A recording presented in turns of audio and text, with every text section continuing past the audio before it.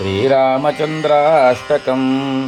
शिव उवाच सुग्रीवमित्रं परमापवित्रं सीतं कलत्रं नवमेघगात्रं कारुण्यपात्रं शतचन्पत्रनेत्रं श्रीरामचन्द्रं सततं नमामि। संसारपारं निगमं प्रचार धर्मावतारं व्रतभूमिभार सदा निर्विकारं सुखसिन्धुवासार श्रीरामचन्द्रं सततं नमामि। लक्ष्मीविलासं जगतानिवासं लङ्काविनाशं भुवनप्रकाशं भूदेववासं शरदिन्दुहासं श्रीरामचन्द्रं सततं नमामि।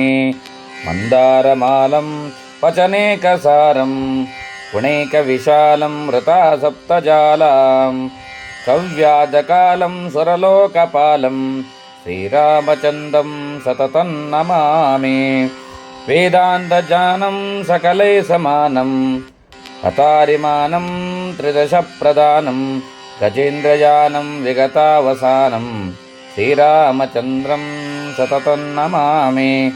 श्यामाभिरामं नयनाभिरामं गुणाभिरामं वजसाभिरामं विश्वप्रमाणं कृतभक्तकामं श्रीरामचन्द्रं सततं नमामि।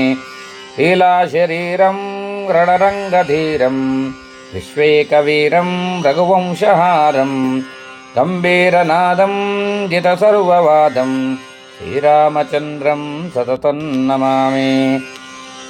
कलैत्रतान्ता स्वजने विनीतं सामोपगीतं मनसा प्रतीतं रामेण गीतं वचनात् अतीतं श्रीरामचन्द्रं सततं नमामि।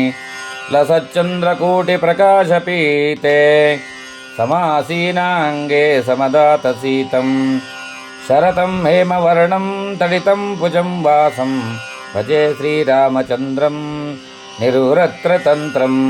श्रीरामचन्द्रस्य वराष्टकं त्वं मयेनिधिं देवि मनोहरं ये पठन्ति शृण्वन्ति गृह्णन्ति भक्त्या ते स्वीयकामान् प्रलभन्ति नित्यम्। ॐ राम श्रीराम जय राम श्रीराम जय राम जय जय राम श्रीराम जय राम जय जय राम।